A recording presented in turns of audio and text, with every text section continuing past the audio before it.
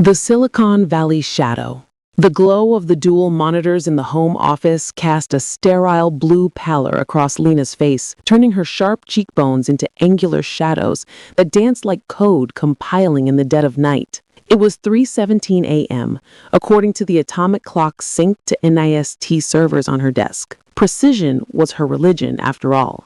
Palo Alto's fog clung to the floor-to-ceiling windows of their modernist A-frame, the kind of house that screamed unicorn founder from a distance, but whispered, over-leveraged, up close. The air hummed with the low whine of the Nest thermostat, set to 68 degrees because Ethan insisted it optimized his REM cycles for peak productivity. Lena hadn't optimized hers in months. Sleep was a luxury for those who trusted their firewalls. She hadn't touched the kale smoothie wilting in her Yeti tumbler since noon. Her fingers, calloused from years of typing on mechanical keyboards, hovered over the keyboard, not typing, but tracing invisible patterns in the air. It was a habit from her days at the NSA contractor gig, back when she debugged exploits for fun. Now it was a tick of anticipation. Ethan, her husband of 8 years, the golden boy of Sand Hill Road, hadn't come home. His Tesla's geolocation, which she'd mirrored to her phone under the guise of family sharing, blinked inert in the parking garage of the Four Seasons in East Palo Alto. The Four Seasons were venture capitalists sealed deals over $500 bottles of Napa Cab, and interns sealed other things in the suites above. This wasn't about jealousy anymore. Jealousy implied possession, and Lena had divested that stock long ago. No, this was audit time. For 6 months, she'd been compiling the logs, timestamps of his late pitches, the faint citrus tang of someone else's La Mer on his Tom Ford collar, the way his Amex statements bloomed with charges for consulting dinners that never materialized on his calendar. But the real breach? That came 3 weeks ago. In a Slack DM she'd intercepted via a simple man-in-the-middle on their home Wi-Fi. Not the affair. That was predictable, like a buffer overflow in beta code. It was the embezzlement. $2.7 million siphoned from Apex Ventures Fund 3, funneled through shell startups in the Caymans, all to prop up his side bet on a dud AI play with that intern, Riley Voss. Riley, 24, fresh from Stanford's CS program, with a LinkedIn bio that read like a pitch deck, disrupting disruption at Apex. Lena leaned back in her Herman Miller Iran, the mesh sighing under her like a defeated algorithm. The house was silent save for the distant whoosh of Highway 101, carrying dreamers to their 9 a.m. stand-ups. She'd bought this place with her signing bonus from OmniSec, back when Ethan was still promising instead of proven. 2,800 square feet of glass and steel, overlooking the dish antennas of Stanford's radio observatory. Ironic now how she'd become the observer. Her dark curls, streaked with the premature gray of burnout, framed eyes the color of a wet slate. At 32, she looked every bit the supportive spouse at Apex galas, understated black sheath, Louboutin she hated, smiling through toast to the wise who keep the home front secure. Secure. What a joke. The front door hissed open on pneumatic hinges at 3:42 a.m. Ethan's key fob chirped a soft affirmation, as if the house itself approved. Footsteps, confident, slightly uneven, the scuff of Italian loafers on reclaimed oak. He paused in the foyer, silhouetted against the under-cabinet LEDs, loosening his Hermes tie with the flourish of a man who'd just closed a Series A. Lena didn't move. She left the office door ajar, just enough for the light to spill like an accusation. He appeared in the doorway, backlit, a colossus in cashmere, 6'2", broad-shouldered from Peloton sessions he live-streamed for clout, with that tousled chestnut hair that screamed disheveled genius. His eyes, hazel and hooded, caught the monitor glow and sharpened. "Lena, you're up late, debugging that freelance gig?" Freelance gig. Her cover for the nights she spent fortressing their joint accounts against his predations. She swiveled slowly, her chair's casters whispering judgment. No robe for her, just yoga pants and a faded OmniSec hoodie, the one with the faded eagle emblem, arms crossed, not defensive, but archival, cataloging. The scent hit her first, Riley's, no doubt. Vetiver and ambition, laced with the chemical bite of Apex's Innovation Lounge vape pens. It wasn't revulsion that twisted her gut, but efficiency, a variable she'd already isolated.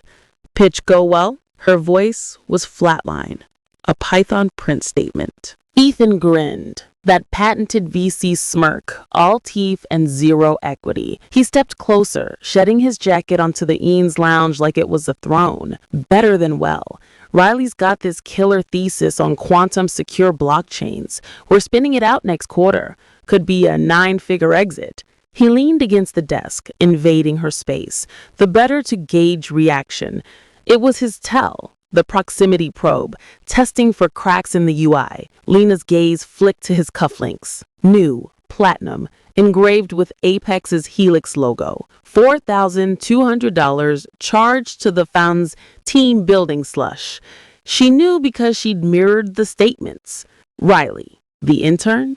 His laugh was a bark, engineered for TED Talks. Intern? She's a founding partner in this one, babe. You should meet her. Sharp as hell. Not like the usual Valley candy. The condescension dripped viscous as underfunded runway. He waited for it, the flinch, the question, the tears that would let him pivot to, "You're overreacting," and in the night in makeup sex that felt like debugging a legacy system. She gave him nothing, just a slow blink, the kind that says, "Packet received, processing." Her mind raced ahead, not in rage, but in pseudocode. If betrayal confirmed, isolate evidence, deploy containment, execute exit strategy. Ethan shifted, the smirk faltering. What? No congrats? You're not jealous, are you? Come on, Lena. This is the game. We talked about this. Me out there slaying dragons, you holding the castle. Holding the castle. With her savings propping up his drawdowns, her equity diluted in his opportunistic co-invests. She'd overheard him once, at a Battery Ventures mixer, chuckling to a partner, "Lena's my secret weapon. Keeps the books tidy while I chase the alpha." Alpha, as if she were a beta test he tolerated. She stood then, deliberate, her bare feet silent on the heated slate. At 5'7", she met his eyes without tilting. "The castle's got termites, Ethan, and I'm calling the exterminator." His brow furrowed, the first glitch. "What the hell does that mean? You drunk? It's 3 a.m. She brushed past him, her shoulder grazing his arm. A spark, not of passion, but of severance. "Means I'm done debugging your bugs." In the kitchen, she poured a glass of Fiji from the Sub-Zero, the ice clinking like binary. He followed, of course, drawn by the void of her silence. It unnerved him more than shouts. Silence was the ultimate 404 error. "Lena, talk to me. Is this about the trip to Tahoe?" "I said I'd make it up. It's about the $2.7 million. The words landed soft, a zero-day exploit. He froze, mid-reach for a Lagavulin neat. The color drained from his face, leaving it the pallor of a crashed server rack. "What? That's confidential fund stuff. How? You hacked me?" Outrage, but laced with fear. He slammed the glass down, amber sloshing. "That's illegal. I could report it. To who? The board you're robbing? Or Riley? Does she know her thesis is funded by pilfered LP capital?" He lunged then, grabbing her wrist. Not hard, but possessive, the way a founder clutches a term sheet. "You don't understand. It's not stealing. It's reallocating. The fund's bloated with legacy plays. This quantum thing, it's the future. We're talking unicorn status by Q4. Lena twisted free with a judo flick she learned in a self-defense class for tech wives. Her wrists throbbed, but it was nothing compared to the ache of 8 years wasted on his vision. Future? Like the future where I sign off on another draw because your allocations tanked our 401k? Or the one where you gaslight me into thinking I'm the dull one for wanting kids instead of another pitch deck? The words hung, uncompressed. Ethan's jaw worked, searching for spin. "You're overreacting. Again. This is Silicon Valley, Lena. Everyone bends the rules. It's how we innovate." "Innovate." She echoed it, tasting ash. How many nights had she lain awake, staring at the exposed beams overhead, replaying their wedding vows under the redwoods, in sickness and in health till debug do us part? She'd been the naive coder then, fresh from MIT with a master's in cryptology, trading stability for his charisma. OmniSec had courted her with stock options. Ethan courted her with whispers of building something world-changing. Now the world-changing was a $300K bonus he blew on Riley's inspiration retreats in Big Sur. She turned away, rinsing her glass with methodical precision. The faucet stream drowned his protests. Behind her, he paced, phone in hand, probably texting his crisis PR guy. Let him. By dawn, her countermeasures would be live. Ethan stormed out at 4:15, tires streaking on the fog-slicked driveway. Destination Riley's loft in Soma, no doubt. Lena watched the taillights fade on her Nest Cam feed, then retreated to the office. No tears. Tears were hot code, prone to overflow. She needed cold fire. Her mother's words, etched like a mantra since that tearful FaceTime last spring. Her mother, Dr. Lena Vasquez, irony of names, had FaceTime from their family bungalow in East Palo Alto, the one with a lemon tree out back that still bore fruit despite the drought. At 58, Mama was a tenured prof at Foothill College, specializing in ethical hacking. Whittled young by Papa's heart attack, she'd bootstrapped them through the Silicon Valley's underbelly. ESL classes by day, bug bounties by night. Mija, she'd said, her voice crackling over the spotty connection. Men like your Ethan, they're not villains in capes. They're exploits in the system, slipping through because no one's patched the holes. You don't fight fire with fire, you rewrite the kernel. Lena had confessed it all then. The late nights, the sins, the gnawing suspicion that her 1099 income was subsidizing his ego. Mama's eyes, crow's feet framing wisdom, had hardened. Listen, revenge is a buffer overflow, messy, crashes everything, including you. Justice? That's a zero trust architecture. Isolate, verify, evict. What's his crown jewel? The fund. Apex 3, $500 million AUM. Mama nodded, sipping her yerba mate. Then audit it. Not with screams, mija, with evidence. You're the best pen tester I know. Remember that DARPA sim you cracked at 19? Use that. And when it burns, don't look back. Build your own stack. That call had been the fork in the road. Fork, as in get. Commit or revert.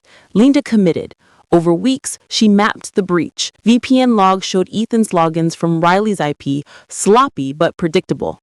Transaction trails, wire transfers masked as accelerator seed grants to Voss Quantum, Riley's Ghost Corp. The SEC would salivate. Wire fraud plus insider self-dealing equaled a fast track to cuffs. But Lena was no whistleblower in a trench coat. She went dark. From her burner Proton mail, rotted through Tor nodes she'd spun up on a Raspberry Pi in the garage, she reached out to Ghostbite, her old DARPA handler, now a gray hat freelancer on the dark web forums. Need a drop for encrypted payload. SEC vector. No traces. Ghostbite's reply, you owe me a 6-pack of Pliny. Upload specs. By midnight that fateful week, the payload was live. AES 256 zipped audit trails, redacted just enough to shield her, damning enough to torch Apex. Timestamped PDFs of falsified K1s, blockchain TX hashes, linking Ethan's wallet to the shells. She hit send at 2:14 a.m., the confirmation ping like a guillotine drop. Now, post Ethan's exit, she monitored the propagation. A quick curl to the SEC's tips portal, anonymous of course, and it was in the wild. Propagation delay, 48 hours to triage, 72 to subpoena. Apex's board meeting was Friday. Perfect timing. Dawn broke grudgingly over the Santa Cruz mountains, painting the fog in bruised purples. Lena showered, the rainhead pounding like a DDoS, washing away the night's residue. She dressed for war. Slim black trousers, silk blouse in gunmetal gray, low-heel blondex. No armor, just armor piercing. Her reflection in the fogged mirror showed a woman who'd recompiled. Jaw set, eyes clear. The gray in her curls? Battle scars, not bugs. By 7 a.m., she was in the kitchen, blending a protein shake, whey, isolate, spinach, existential resolve. The Nest dinged. Ethan, texting from an unknown number. We need to talk. Boards asking questions. What did you do? She archived it unread. Instead, she fired up her laptop, drafting the incorporation docs for Ethos AI, her side project, dormant too long, ethical AI auditing, tools to sniff bias in models, flag deepfakes, enforce transparent chains.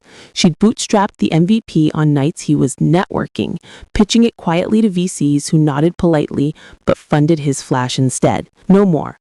With the freeze on their joint assets, preemptively lawyered via a no-fault filing she'd e-filed at 5 a.m., she'd have runway. The lawyer, Priya Singh from Cooley, had been a sorority sister from MIT. Prenup's ironclad on your IP, Priya texted back at 5:17, and the fun clawbacks, they'll gut him. You walk with the house and your 401k intact. Intact, the word tasted like victory. Ethan burst back in at 8:45, disheveled in yesterday's shirt, reeking of regret and Red Bull. The boardroom implosion had started. An urgent all hands at 8 a.m., whispers of irregularities leaking via Slack channels Lena still monitored. He found her at the island, scrolling Zillow for office space in Menlo Park. Something with natural light, no bro vibes. You crazy bitch, he hissed, slamming his MacBook down. The SEC's got everything. Raids at noon. Riley's lawyering up, saying I coerced her. Coerced? This is your fault. Lena looked up, fork midway to her mouth. Avocado toast, gluten-free. My fault for not letting you launder our life savings through your midlife crisis? He raked hands through his hair, pacing like a caged algo trader. Lena, please. I love you. This was a glitch. We'll reboot. She stood, gathering her bag, a sleek Toomey with her laptop and the signed divorce papers. Glitches don't embezzle. They get patched. At the door, she paused, one hand on the frame. The fog had lifted, sun streamed in, illuminating dust motes like floating code. Oh, and Lena, change your passwords. ELON-420, amateur hour. The door clicked shut behind her. A final commit. The Apex scandal broke wide by lunch. TechCrunch splashed. VC firm Apex Ventures rocked by $3 million embezzlement probe. Founder Ethan Hale in crosshairs.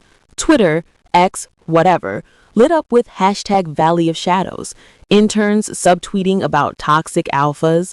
LPs pulling wires like unplugging servers. By 2 p.m., CNBC had a ticker. By 4, the feds were taping off Apex's Glass Cube HQ on Sand Hill.